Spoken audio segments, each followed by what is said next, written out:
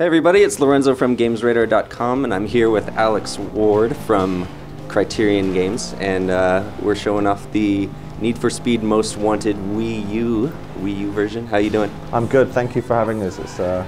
It's a pleasure to come and show you Most Wanted on Wii U. We finished work on Most Wanted in September of 2012, and we released that game for PlayStation, Xbox 360, PC, and Vita. And then we all took some time off, and then we came back to work, a small group, a Wii U team, and although we've been working on Wii U and got the game up and running in various stages of development, taking a break from the game we shipped, we came back and got to work with getting everything running on the system. And the reason we've come to show you here today is because, again, when a game has already been released and it comes to different hardware platform, many people are maybe often not that excited about it, or they think it's just a straight port, or they think it doesn't support, doesn't feel unique to their hardware system.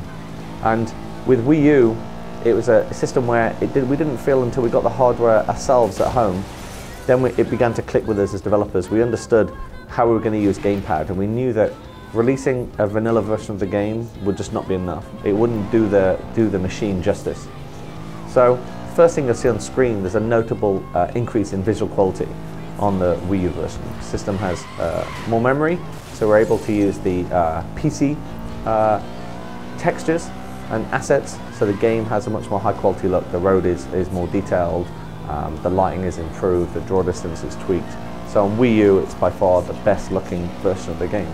But that still doesn't get to the heart of what Wii U is all about. And Wii U, to us as developers, we've studied what Nintendo have done, and we've read what Mr. Iwata and the teams have talked about on Iwata Asks. Wii U is about the shared experience. And Wii U has given us an opportunity to solve a problem that we've thought about at Criterion for many years. And that's always how to involve other people other than the main player playing our games in the living room. But it's the Burnout games or Need for Speed games, we've always thought, how can we get more people to engage and have a shared experience? So we came up with a concept of creating a new mode, which is a very simple idea. It's a co-driver mode. So with one person playing on the Wiimote, and they could be playing, we support all the different ways to play. You can be playing on Pro Controller, you can be playing with motion controls on gamepad or Wiimote. We support driving also with the nunchuck. We support using the steering wheel. Simple, when you learn to drive, driver's ed teacher, he had dual controls in the car. So that's one of the first things the gamepad gives us. When you're watching people playing this game, it can be, for many players, it can be a very daunting experience. It's a very fast 3D driving game. You have to make a lot of fast decisions. You have to be able to navigate in 3D space using it as a map. You have to understand all the game systems and how they work. And if you followed Criterion over the years, you'll kind of understand what this game's about, and you'll be able to get to grips with the experience very quickly. But if you're very new to the game, if this is the first 3D driving game you've ever played, maybe you're going to find it quite tough to play. And certainly as we've gone around the world and shown our games, we're always amazed at seeing people struggle with things that we think are very simple that come to us as second nature. And that's because we spend up to 2 years working on these games. We become very skilled at it. We play it every day, we live it and breathe it. If we see someone struggling, we obviously think it's easy to think, well, they're a bad gamer, right? They haven't got the skills. But really, driving in a fast 3D world requires a lot of input. So with dual control, we actually called this mode internally father and son mode. And the vision for this we had is that is a father playing the game, using the gamepad. He's like God, he's almost like the Godfather, and his son is playing with the Wiimote, however he wants to play. So again, using Wiimote, the full game is playable on the gamepad as well if somebody else is using the display for something else, or watching a movie or watching TV. But we're thinking, as the father, what are all the things he can do to assist and share the experience of the person playing? So again, driving here, dual controls are on. Jim's able to boost. Normally you have to, in a previous games, you have to earn boost, but again, we call this boost you, so you can always help the player drive a little faster. He can help the player with drifting. He can help the player if they're getting stuck on geometry. He can tee up all the races, And also, players that are new to the game, they often trigger a police chase far more rapidly than we'd probably originally intended. The cops can come into this experience and if you're struggling to drive around, can make that experience just even harder. And if it's the first time you're playing a game, you might never come back to playing a 3D driving game. You might just think it's not for you. So again, Jim's playing here. If the police are on his tail and giving him a problem, they can be battering him, and it can be very overwhelming is a good word to use.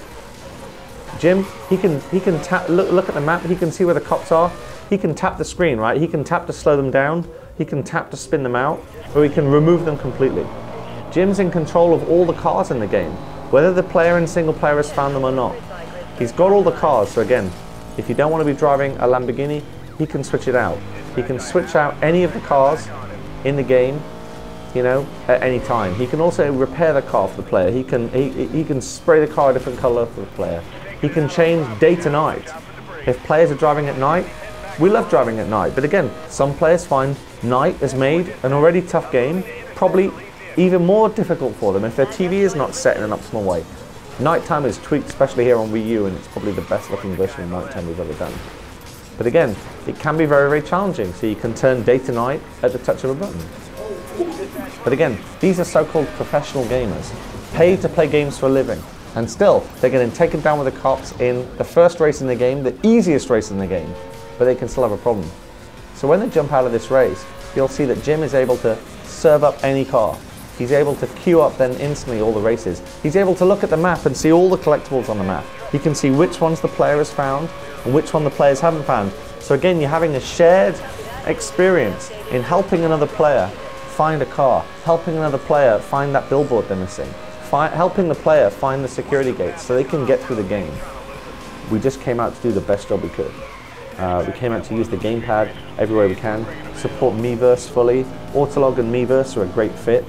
When you go into Picture Paradise mode, all the Miiverse comments and things from your friends, every time you win a race, complete an event, you can post to Miiverse.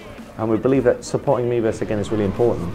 If you look at the billboards in the game, they now have all you and your friends' Miis on them. Rather than the photos, it's a simpler and a fun way of getting people to connect and share the experience. It's still a very big game, you know. There's a lot to do, there's a lot to drive. Also, we watch people driving, they hit the walls and wreck a lot. So being able to instantly repair the car is really, really cool. But also, if you're just driving around, you're hitting traffic a lot. Again, you switch the car instantly, we've got a big truck. You can dial the traffic down. We can turn the traffic off and let players drive around the world and get used to the controls. Discover things in the world. There's a lot of cool jumps and shortcuts. Fairhaven is a great fictional destination to drive around. It's a world built for Need for Speed. It's a world built